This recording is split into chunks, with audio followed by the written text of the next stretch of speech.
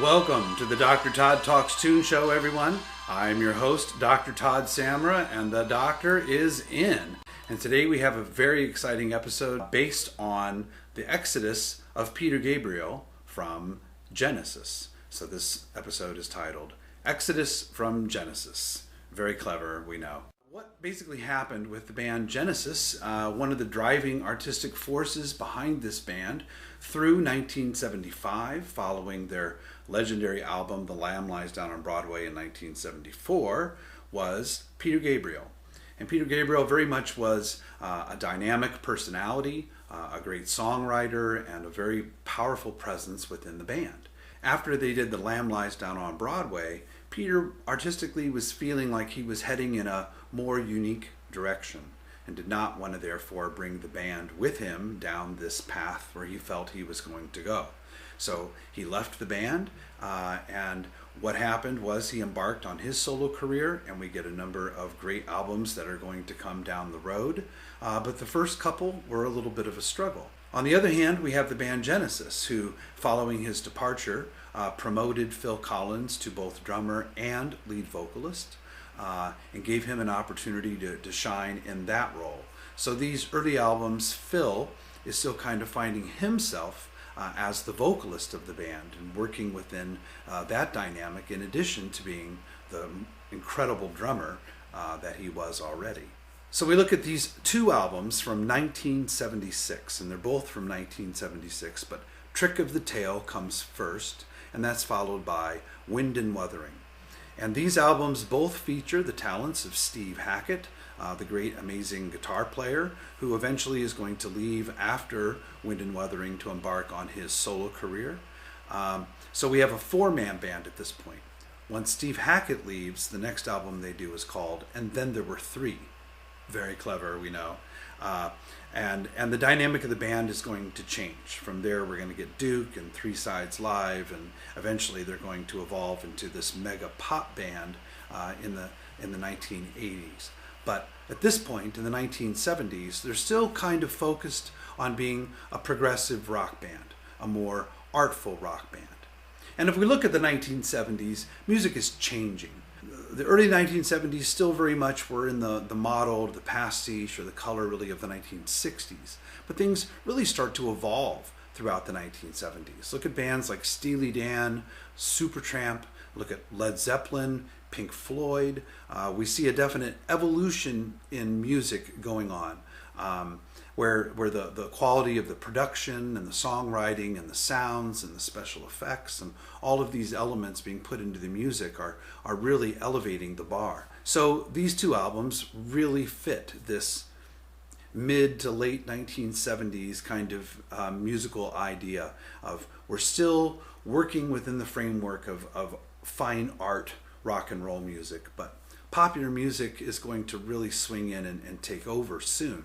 So what we'll begin in this album is a bit of a mix, kind of a leaning towards the more popular side of things, and departing a little bit from maybe over sophistication, which is really where we were in the late 1960s and early 1970s in terms of psychedelic music and that type of thing. So if we look, for example, at A Trick of the Tail, which I think is a fantastic collection of songs, what we get is a fantastic collection of songs. And what I notice on this album, and if you look at the sheet music, but you can also just kind of tell by analyzing these things a little bit, we see the surge, or the resurgence, if you will, of Tony Banks, who's, with the absence of Peter Gabriel, is taking on more of a leadership position, especially in terms of the songwriting. And I think a lot of the music from these two albums, Trick of the Tail and Wind and Wuthering, were tunes that Tony was kind of holding on to, that they maybe weren't right for the band or didn't fit with the ideas of Peter Gabriel and what was going on with The Lamb Lies Down on Broadway. And it kind of reserved some of these themes or melodies or pieces and harmonic progressions and things that he'd been working on, and kind of had saved them.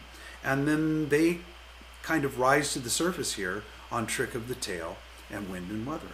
So we're going to start with the tune, Trick of the Tail, because I think it's almost like a troubadour song. maybe a little bit in the style of something like a Jethro Tull.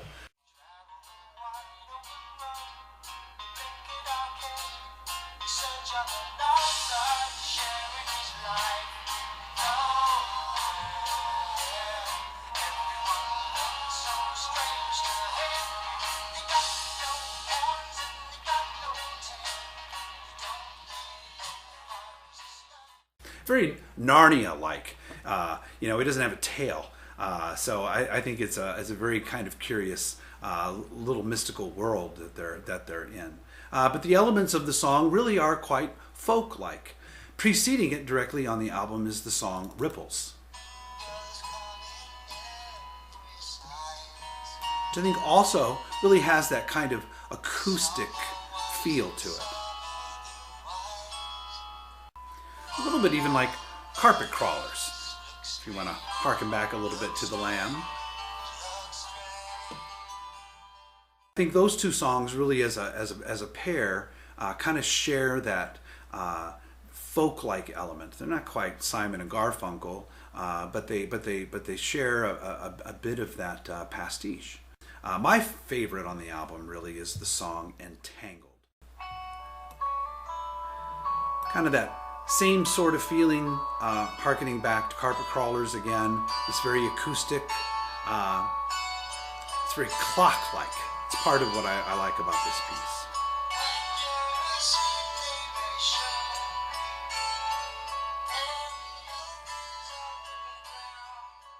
Back to that, what I was talking about relating to Tony Banks and his input on the album. If we listen to the second part of this song, it's really a big keyboard solo. So I think that, if anything, indicates maybe a little bit of the direction and leadership of Tony Banks.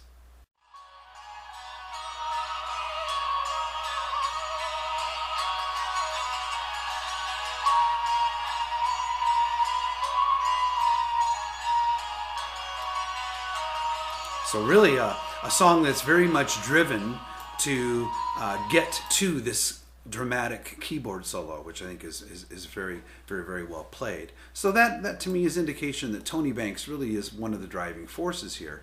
And I think as we move into Wind and Wuthering, that's where Steve Hackett, I think, felt underutilized. He wanted to contribute more as one of the songwriters in the group, but really didn't get very many of his ideas in. And so I think from that frustration, decided to venture out on his own also. I think with Wind and Wuthering, which I think really in the entire collection of Genesis albums remains one of my favorite complete albums, just from beginning to end. There's some fantastic work on here. I think in terms of the song construction, the performance, just the ideas of what's going on, some really unique things. Of course, it starts with the 11th Earl of Mar. I hear that beginning, and it very much leads me into the anticipation of what's going to happen on the album, much like Singing by the Pounds, "Can you tell me where my country lies?" And that leads into the second song, which is one of the most ingenious tunes on the album, I think, "One for the Vine." This is like an epic piece of music. Very much is a story with some religious undertones, a lot of meaning, but the song really progresses and moves, I think, very effectively from one section to another. There's some very, very powerful moments in this, and I think an example of how great Genesis' songwriting could be. And I very often use this song as an example to compare with some of the songs of Yes, which is also a band operating in a group compositional environment. And very often I think the songs of Yes feel like they were written by 5 different people and like Legos attached to one another. And I think what One for the Vine does is really demonstrates the variety you can have within song craftsmanship within the context of one song without it sounding quite so piecemeal. I mean, this song is in sonata allegro form, which is a very classical type of form.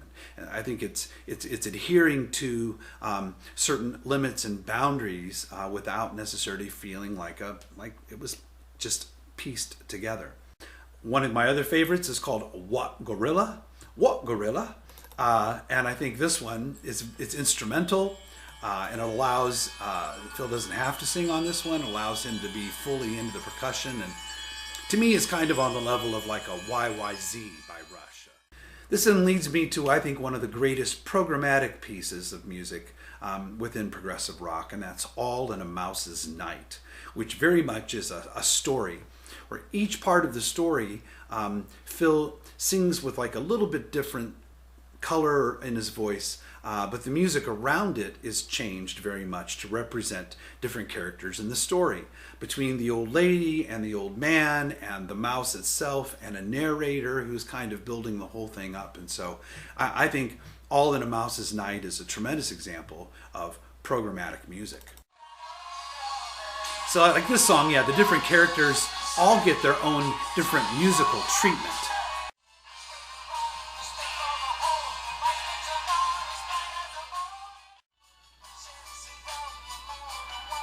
The mouse.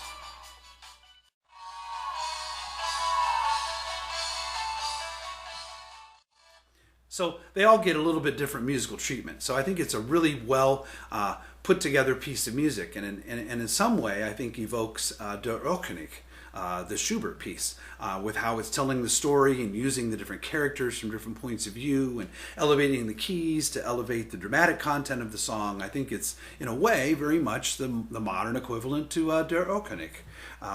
And you can quote me on that.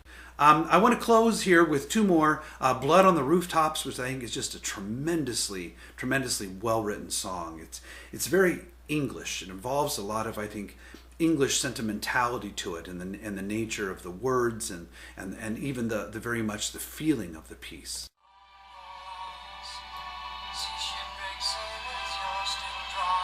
All the strings, and the way they're using the English language, I think, in this piece also is a really very effective piece. It's very English to me. But I want to close here with the song Afterglow, which I think kind of points towards the style that we're going to get on Then There Were Three, the follow you, follow me kind of idea.